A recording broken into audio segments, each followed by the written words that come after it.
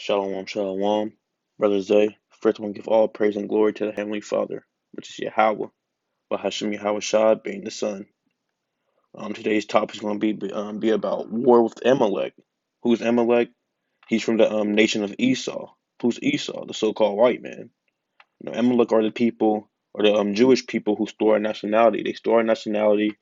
They're the people who owns the Federal Reserve, the banks, and everything. Those are that's the Amalekites. You know.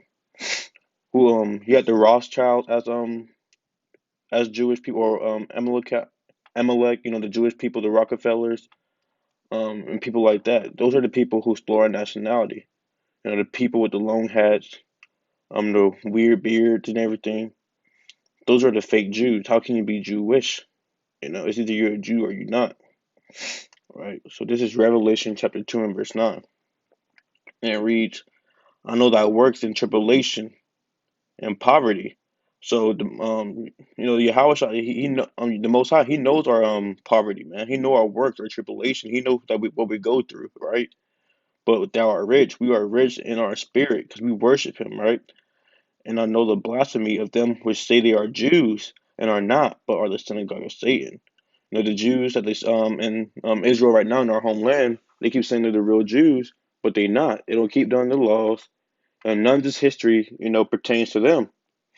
If you go to Deuteronomy chapter 28 and verse 68, when have you ever seen a so-called white man put on ships? You know, that never happened. Let's go to that real quick. Let's get a few curses to see if they went through this stuff. So this Deuteronomy chapter 28 and verse 68. And the Lord shall bring thee into Egypt again with ships. Egypt means slavery, bondage, if you look up the word. And if you look on the back of your dollar bill, it has that pyramid, right? By the way whereof I spake unto thee, thou shalt see it no more again. And there you shall be sold unto your enemies for bondmen and bondwomen. No man shall buy you. Right? That never happened to the so-called white man. There was never put on ships. There was never sold as bondmen or bondwomen. Right? That never happened. So let's go to Deuteronomy chapter 28 and verse 47. Let's see. Oh, 48, Salakia. So this Deuteronomy chapter 28 and verse 48. Therefore shalt thou serve thy enemies which the Lord shall send against thee, and hunger. So what does it mean? For us, we have to go to the so-called white man for food. McDonald's, we have to go to the so-called white man. Burger King, Walmart. The so-called white man owns everything, right? That don't make any sense. That means that the Jewish man, the so-called white man, had to go to his enemies for hunger. That don't make any sense because he's the one who owns it, right? And then thirst, again, Kroger and things like that to get your necessities, right? And nakedness, clothes, H&M, Aeropostales, Hollister, Gucci and everything like that. They the ones who own that. So that's a cut up right there. The Jewish people are going to get destroyed, right? Now let's get another verse. Let's get Exodus chapter 17. So, hey, Amalek going to get destroyed. The whole nation of Esau is going to get destroyed, but it's mainly on Amalek. So let's get Exodus chapter 17 and verse 13. And it reads, and Joshua discomfited Amalek and his people with the edge of the sword. So we've been having war with Amalek, right? This was back in after we got out of the hands of Egypt. And the Lord said unto Moses, write this for a memorial in a book, and rehearse it in the ears of Joshua, for I will utterly put out the remembrance of Amalek from under heaven, right? And Moses built an altar and called the name of it Yahweh Nissi. For he said, because the Lord hath sworn that the Lord will have war with Amalek from generation to generation. So every generation we have war with them. We're always going back and forth all the time, right? So now let's get Job chapter 18. They the devils that walk this earth, the manifestation of the devil, right? It's in the spirit to be wicked. That's how they were made. All right. So this is Job chapter 18 and verse 17. And it reads, his remembrance shall perish from the earth, and he shall have no name in the street. So if you don't have no name in the street, that's like street credit. You got Jake saying, his name ring bells. You know what I'm saying? If you have no name in the street, then people will be like, well, who are you? Who is this, man? Hey, get off my street. That's how it's gonna be. Nobody's gonna remember them, man. They're gonna get brought down to a low place in the kingdom, in our kingdom of heaven. This is their heaven. This is our hell. We're in captivity still. But when the Lord comes back, it's gonna be our heaven. It's gonna be their hell. They're gonna be in slavery, man, and hard slavery, right? He will be brought down to the dust if you have ears to hear. He shall be driven from light into darkness. So he got the light of this world on the left hand side, the wicked side. The left hand being wicked, the right hand being righteous, right? He got the he know how to do all this wicked stuff, but he don't know how to do righteous stuff. You got Indian people seeing that light, they want to come over here because they love the way the so-called white man lives, man. They love their holidays. Hey, the Chinese man's the first one online to buy a damn turkey for Thanksgiving, right? The Indian man, the first one online at Walmart or at any other store trying to get some fireworks. The first one, right? That don't make any sense. That's off, right? And chased out of the world. So when the Lord comes back, he's gonna be chased out the world, man. This is his world. This is his living place, man. He's the one who rules this place, right? So now let's get Obadiah real quick. So what does it mean that his remembrance shall perish from the earth? Well, let's get that Obadiah. He's gonna be exterminated off the face of the earth. Thus saith the Lord. People think the Lord, he's a nice dude. Oh, he won't do that. He loves everyone. The whole book of Obadiah is about destroying Esau, man. So this is Obadiah chapter 1 and verse 18, and it reads, and the house of Jacob shall be a fire, and the house of Joseph a flame. So that's talking about the Israelites. And the house of Esau for stubble, and they shall kindle in them and devour them, and there shall be and there shall not be any remaining of the house of Esau, for the Lord hath spoken it. So the Lord gonna return and burn them up with the angels, man. They're gonna burn this place up, gonna put them in slavery for 1,000 years. They're gonna kill their kids and them, man. They're gonna be exterminated. So get a good glance at them. The people with no melanin. Their countenance is weird. Everything they do is just weird and nasty. So get a good look at them. Because when it's all said and done, they're gonna be exterminated off the face of the earth. Thus saith the Lord. Right? And people will say it's hate speech. Look, I'm just reading from the Bible. The Lord saying this, man. The Lord is a man of war. Right? Let's get that Exodus chapter 15, verse 3. The Lord is a man of war. The Lord is his name. He's a man of war. He's not gonna come back and play and give you hugs and kisses, play hopscotch, play a game of 21 with you. It's not gonna happen, man. He's gonna come back with fire, man. Let's get that Isaiah real quick, man. Off the spirit. Let's get that. And Isaiah chapter 66, verse 15, I believe. For behold, the Lord will come with fire, and with his chariots like a whirlwind, to render his anger with fury and his rebuke with flames of fire. Right? For by fire and by his sword would the Lord plead with all flesh, and the slain of the Lord shall be many. So he gonna come back killing a lot of things, a lot of people, man. It's gonna happen, man. The Lord is not playing around with you people, man. It's time to get right in these last days, first of all. But I'm getting off topic. Amalek's gonna get destroyed. Hold on, man. I'm going off the spirit. Let's get Revelations chapter hmm, Revelations chapter 19, right, and verse 13.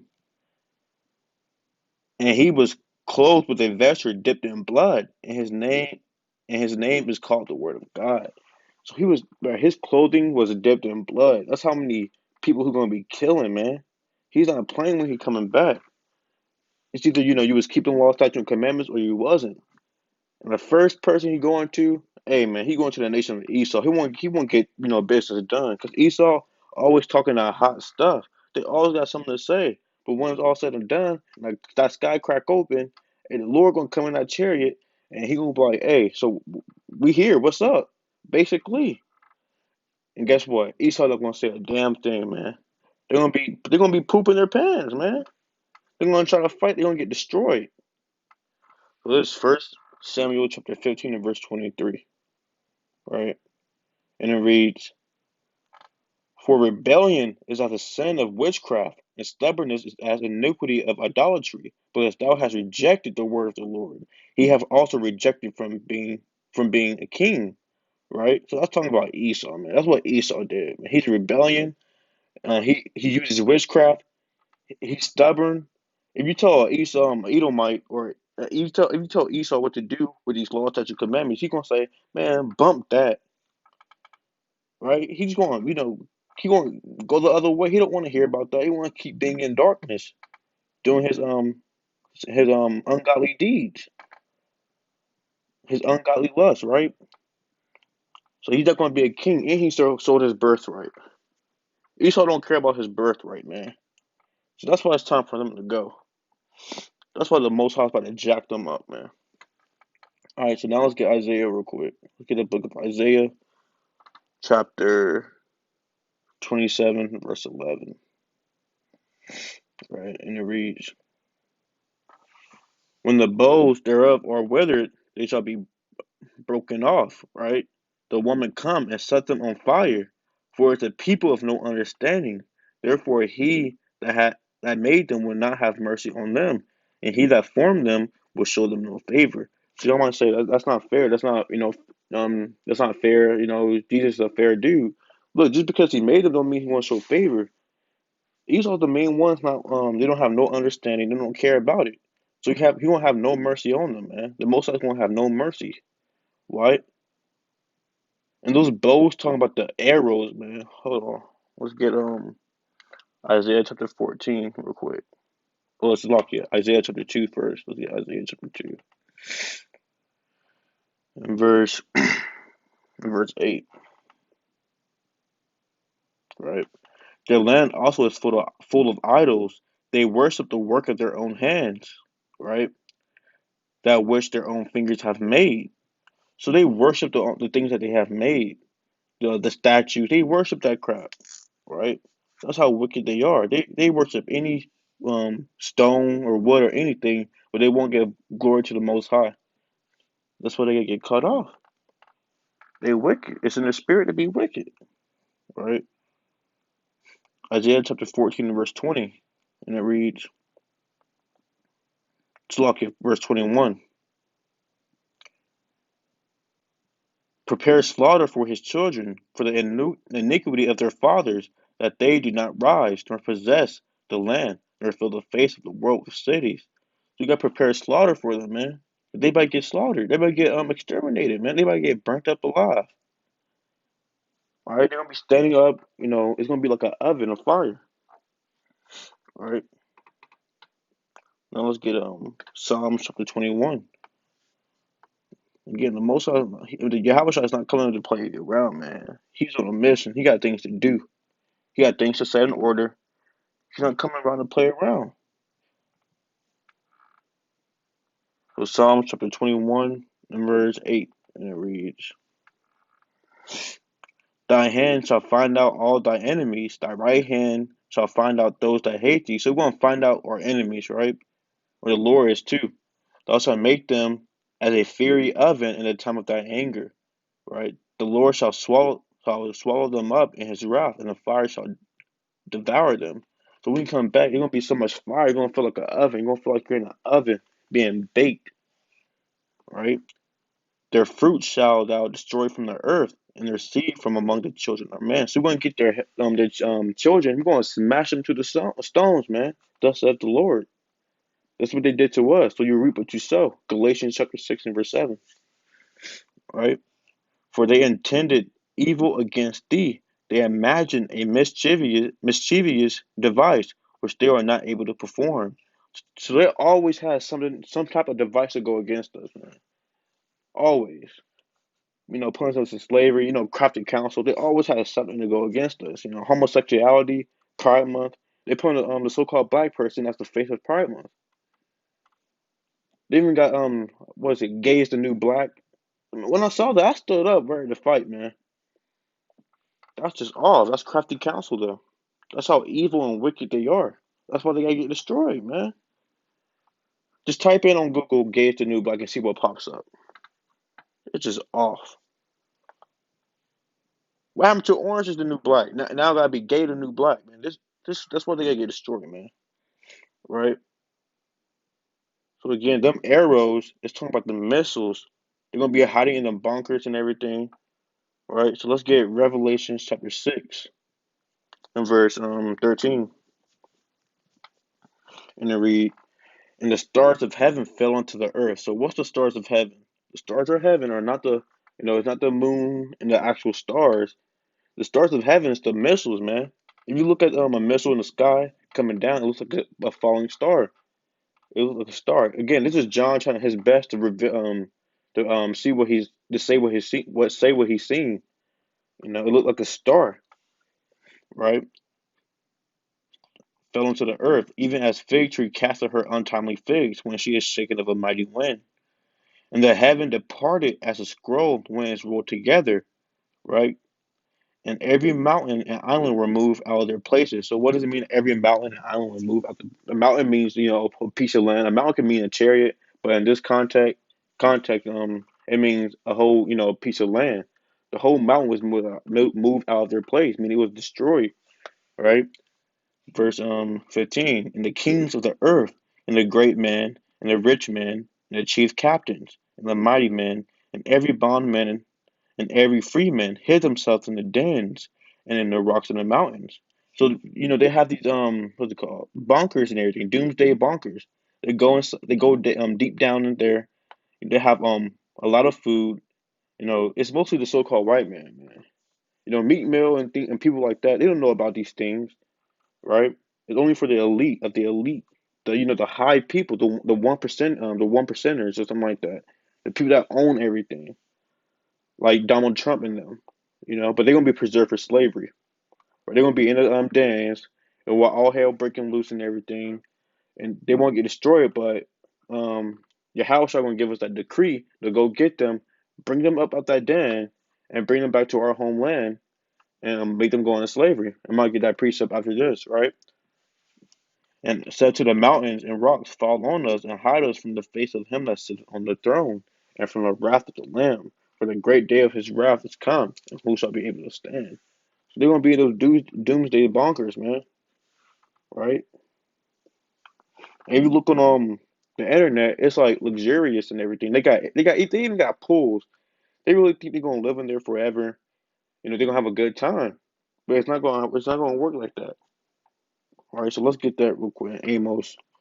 So when Yahweh shall give us that decree, the Most High give us that decree, man, we're gonna be the elect gonna go get them, round them up, kill them, and bring them, and we're gonna bring some back to our homeland for slavery. So this is Amos chapter 9 and verse 1, and it reads, I saw the Lord standing upon the altar, and he said, smite the lintel of the door, that the posts may shake, and cut them in the head, all of them, and I will slay the last of them with the sword. He that fleeth of them shall not flee away, and he that escapeth of them shall not be delivered. So basically, he's saying you can hide. I mean, what's that saying? Ah, I forgot. Or you can run, but you can't hide. See, it's lucky. You can run, but you can't hide. That's what he's basically saying, man. You can run, but you can't hide, man. We're going to get that. No, we after them. We on your head, man. Right? Verse 2. Though they dig into hell, what does it mean to dig into hell? I mean into a very deep place. Hell can mean a state of living, but in this context, it means that they dig into a deep place, which means that doomsday bunker, right? Though they dig into hell, thence shall my hand take them. So who is his hand? His elect. We're going He's going to give us that decree to go get them, right? Though they climb up to heaven, thence will I bring them down, right? That's twofold, because you got the reason why they got astronauts and everything like that to see if there's any other planets so they can go to escape from this destruction because they already know what's going on. And this is their heaven again. This is a state of living too. Heaven means a state of living. This is their state of living. They're on a high right now. They're at their highest. But they're gonna be brought down to a lower state. So that's twofold, right? There's plenty of folds to things in the scriptures. But yeah, we're gonna round them up, man, and bring them to into slavery, man. Right? Let me get a precept real quick. The nations are going to slavery. Period. So no, this book of Nahum, Salakia. Look at the book of Nahum real quick. are going into slavery. So this is the book of Nahum, chapter 3 and verse 10, and it reads, Yet was she carried away, she went into captivity. Her young children also were dashed in pieces at the top of all the streets, and they cast lots for her honorable men, and all her great men were bound in chains, man. And that's talking about them, man, right? So that's how it's going to be. That's what they did. She was. Who's that great man that's going to take her into captivity? The elect, the 144K. Those are powerful men. You know, and the 144K are the ones who's prophesying, that's doing the work, going out there and teaching the other people, trying to help bring up this nation, right? So let me get one more precept about slavery, man, off the spirit. Isaiah chapter 14 and verse 1, and it reads, "For the Lord will have mercy on Jacob and will yet choose Israel." Jacob and Israel are the same, same. He's talking about the same nation, right? Person. And set them in their own land. So when he returns, when Yahweh shall return, he's going to beam us up in that chariot and take us back in our homeland, right?